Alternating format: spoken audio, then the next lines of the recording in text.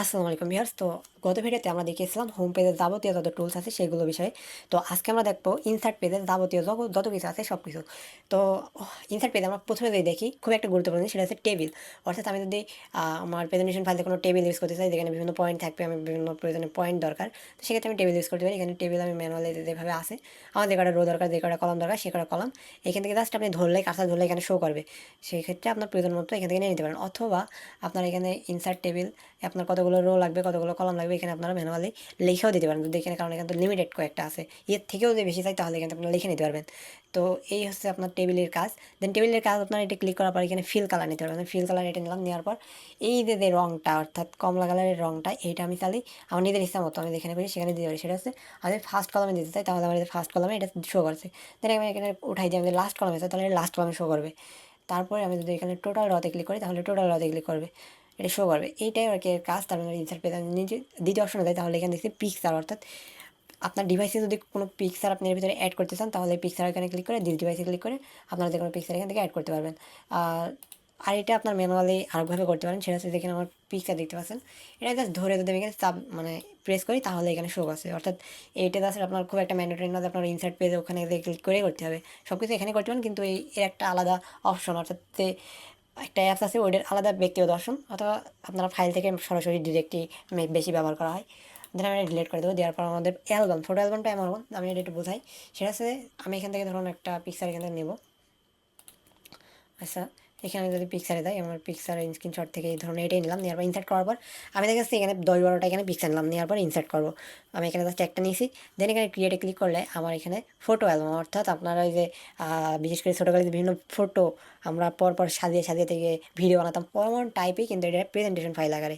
এখানে আপনার animation station দিয়ে আপনি অনেকগুলো ফটো যদি একসাথে একটা প্রেজেন্টেশন ফাইল বানাতেন, তো অ্যালবামের ওখানে ক্লিক করে আপনি অ্যালবাম আকারে সব কিছু ফটো যদি আপনি ওখানে সিলেক্ট করে দেন তাহলে আপনার প্রতিটা ফটোই একটা করে এখানে সারি নিউ স্লাইড আসবে এবং সুন্দর আকারে আপনার প্রেজেন্টেশন ফাইলটা ছবির মাধ্যমে তৈরি করে দেবে।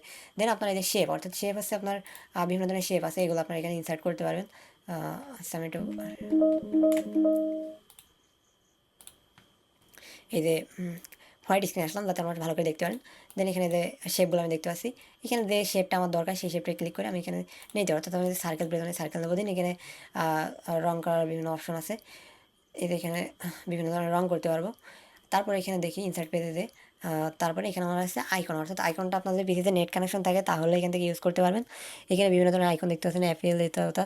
তো আমি ধরুন অ্যাপেল আইকনটা এখানে ইউজ করবো, ইনসার্টে ক্লিক করবো, আমার অ্যাপেল আইকনটা এখানে চলে আসলো।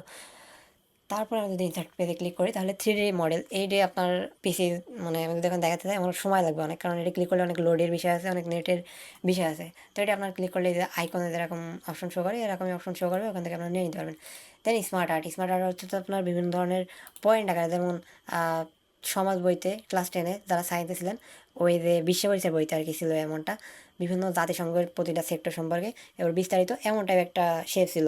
তো এইটা আর কি এখান থেকে করতে পারবেন। এখানে আপনার টেক্সটগুলো দিয়ে দিলেন, দেওয়ার পর আপনার বিভিন্ন সারি আকারে এই যে একটা মডেল হলো, স্মার্ট আর্টের মাধ্যমে এগুলো আপনারা করতে পারবেন। আরও বিভিন্ন ধরনের এখানে টেক্সট লেখার বিভিন্ন ধরনের সারি আছে, এগুলো আপনারা জাস্ট ইনসার্টে ক্লিক করে আপনার মন মতো এখানে ছোটো বড়ো করে নিয়ে আপনার নিজের মতো করতে পারবেন। দেন ইনসার্ট পেজে ক্লিক করে আমি জুমি ক্লিক করি, জুমি ক্লিক করার পর সামারি, এইটার কাজ হচ্ছে যে আপনার দেখা যাচ্ছে একটা প্যারাগ্রাফ আপনি লিখেছেন, এখানে তো যেহেতু সব শেপ নিয়েছি, আমি যদি অনেক প্যারাগ্রাফ নিতাম, তো প্যারাগ্রাফ আমি সব কিছু লিখে ফেলেছি, সব কিছু ঠিকঠাক, কিন্তু আমি ওখানে হেডিং দিই না। এখন হেডিং দেওয়ার জন্য আমাকে সব জুম করে সবগুলো ফ্রন্ট ছোটো করে এমন করা লাগবে, এমনটা না। এখানে আমি জুম ক্লিক করে সামারি জুম ক্লিক করি তাহলে আমার সামারিগুলো ছোটো হয়ে যাবে, অর্থাৎ সামারিগুলো একটু নিচে চলে আসবে। আর যে মেন হেডিংটা ওখানে আমার হেডিং লেখার মতো একটা অপশন চলে আসবে, ওইখানে আমি নিজের ইচ্ছা মতো একটা হেডিং আমি লিখে দিতে পারবো যে টপিকই করবো। দেন এখানে আমার যে টেক্সট বক্সটা আমি ফার্স্টেতেই দেখাইছি। টেক্সট বক্সের নতুন কোনো টেক্সট নেওয়ার জন্য আমি টেক্সট বক্সটা ইউজ করতে পারবো। আর বাকি কাস্টমাইজ ওইটা ছোটো বড়ো করা তথা ফার্স্ট ভিডিওতে আমি সব কিছুই দেখিয়েছি। আর হেডার ফোল্ডার, এটা হচ্ছে আপনার ডেট সিলেক্ট করা, অর্থাৎ আমি যদি এখানে প্রেজেন্ট ডেটে ক্লিক করি তাহলে আমার বর্তমান যে ডেটটা, অর্থাৎ আমি যেদিনই শো করবো, অর্থাৎ আমি প্রেজেন্টেশন যেদিনকে আমি ওপেন করবো সেদিনকে ডেটটা এখানে শো করবে। এই যে আপডেট অটোমেটিক্যালি, অর্থাৎ অ্যাপ্লাইয়ে যদি ক্লিক করি এখানে আমার নিচের ডেটটা শো করবে। তারপরে যদি দেখি যদি এখানে আমি কাস্টমাইজ ডেট দিতে চাই তাহলে এখানে কাস্টমাইজ যে ডেটটাই আমি এটি শো করবো সেই ডেটটা এখানে দিয়ে দেবো, দিয়ে অ্যাপ্লাই ক্লিক করলে আমার এটি শো করবে। তো এই হলো মেন বিষয়গুলো। তারপরে আছে WordArt, অর্থাৎ WordArt আমি ধরুন এখানে একটা ফ্রন্ট লিখি ডি, এই যে WordArt যে ফ্রন্ট আমি এখানে সিলেক্ট করবো, এই ডিটা আমার সেই ফ্রন্টে চলে আসবে, অবশ্যই সিলেক্ট করে নিতে হবে। এই যে এমন কালার আসলো, বিভিন্ন ধরনের কালার আছে, আমি এগুলো এখান থেকে নিতে পারবো।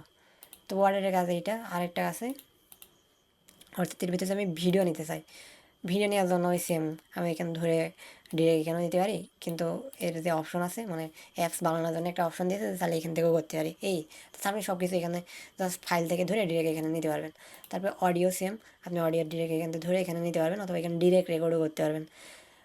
আর এই মোটামুটি যা ব্যবহারযোগ্য বেশি ব্যবহার করা লাগবে সেগুলো এখানে দেখা হলো। বাকি যা যদি বেশি কিছু লাগে তখন আমরা যখন প্রজেক্ট বেস কাজ করবো তখন আমাদের বাকিগুলো ক্লিয়ার হবে। তো আজকের মতো এই পর্যন্তই, সবাইকে ধন্যবাদ।